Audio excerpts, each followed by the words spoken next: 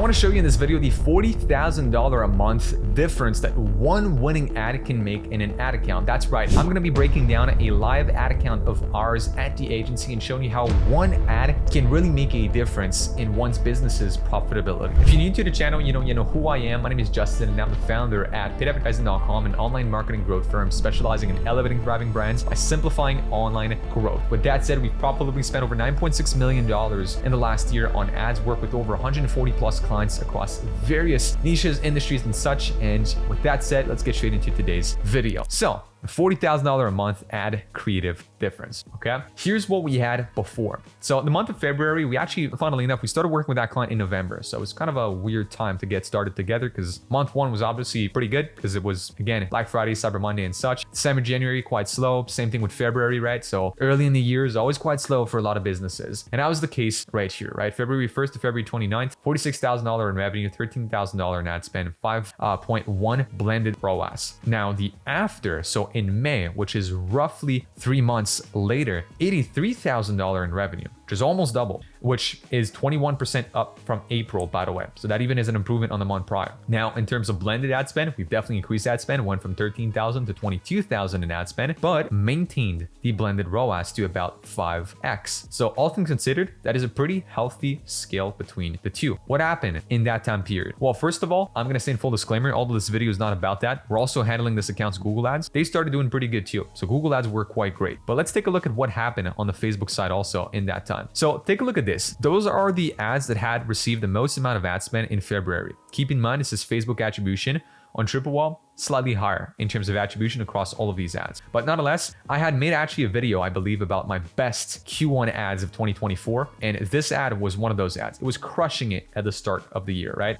January was great. Even February was a pretty decent month for this ad. And then kind of March come around, everything kind of started going down on this said creative. So DCT9, DCT2, DCT21 were our top 3 ads in this account, which by no means were great ads in terms of performance. Now, March, you can see our top 3, or I'm gonna say like 3 unique ads, right? Because the DCT25, I should say, is there twice in like 2 different instances or iterations of it. We have DCT20, we have 21, and then 25. So great, now we have like 2 new ads in our top 3 winning ads. Let's take a look down at April. What do you know? DCT25 now went from place number 2 and 3 to number 1. So now this is our best ad. We have 2 new ads once again, DCT34 and 31. And then finally, look at the month of May. 25 is first, 31 is second, 34th is there. Now it's been officially 2 months where these top 3 ads are the ones that are working great on this account. And take a look at that, right? If you look at May, our top 3 ads, 2.1, or I'm just gonna round it up honestly to 2.2, 2.2 ROAS, 2.2 ROAS, 1.73. Go back to month 1 or month 1 of this case study if you want. 1.3, 1.4, 0.8. So much better ad results on the top 3 winning ads. What has changed? Well, number 1, we've obviously had now the chance to do more learnings about the said client and to learn more about what worked. And we implemented that into our new batches of creatives. And that led to making 2 ads that are now much more quote unquote winning ads. We've analyzed through time which ads that we had, essentially what were the commonalities across our mass market desires and what were the commonalities across our awareness level. And funnily enough, you'll actually notice that in a second, which I'll show you kind of these ads in itself, DCT25, which is a video, DCT31, which is a static. So that's actually quite good for us because the top 2 ads are a different creative type, which helps kind of show a different media mix to the audience. They're both essentially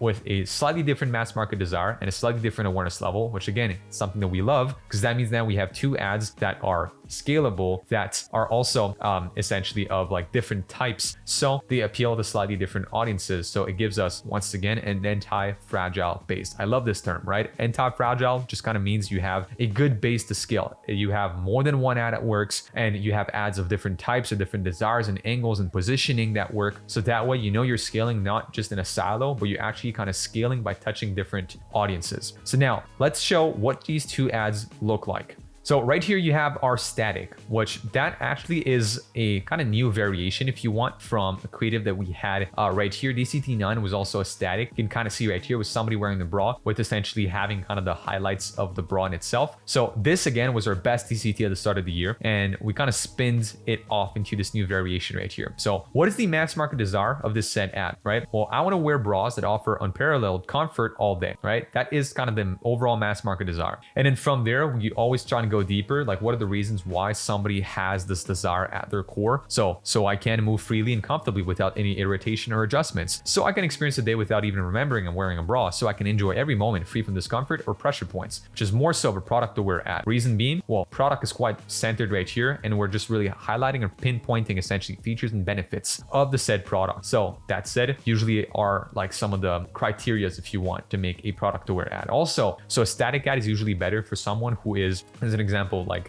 either solution-aware or on the verge of kind of becoming product-aware and most aware. Statics tend to work good, right? So that's been one of our good ads. Other ad right here, I want to find a bra that fits my small cup size perfectly. That's always kind of been the best desire for that client. And this is like their main selling point. It's the main USP of the business. And we're advertising that to solution aware customers. So customers who are aware of ways to actually, or different bras if you want, of perhaps like fitting their small cup size perfectly, or they've tried other solutions in the past, but just kind of haven't really found one that really sticks. So that's kind of what we're going for, right? And you can see that just with the hook, the truth about small cup sizes in bras. So that kind of really appeals and pinpoints the type of customer, right? Our desire is finding a bra that fits my small cup size perfectly. So our persona therefore has a small cup size chest, right? So it's like the truth about small cup sizes in bras. So that highlights the customer already, right? And then here, we don't see all of it because I took a screenshot at the start of the video, but hook is something like, so for the first time in my life, I've actually found a solution that really fits me well, or something like this. So that kind of assumes, again, it speaks to a solution aware audiences. So it's like, for the first time in my life, I finally found a solution that works. So it's like, it assumes that the said person that's watching this video also probably has been on a quest to find a solution to fix the problem that they have, which either is, no cup gapping, right? So it's gapping, slipping straps, or band discomfort and such. So we're assuming the person's already on a quest to fix that. They probably already know of solutions, but they just don't know of this one yet. And that's the entire angle that we found in this video. And I'm showing you this because I'm showing you that when you work on finding winning ad creatives, it's not a day one process. It takes months. I did a video on our channel about a year ago almost now. It was, I believe, in end of June or early July of 2023. With one of our brand owners in the fashion space who's actually did an interview with me. So basically Nate is his name. He was talking about essentially how for the first 6 to 9 months of us working together,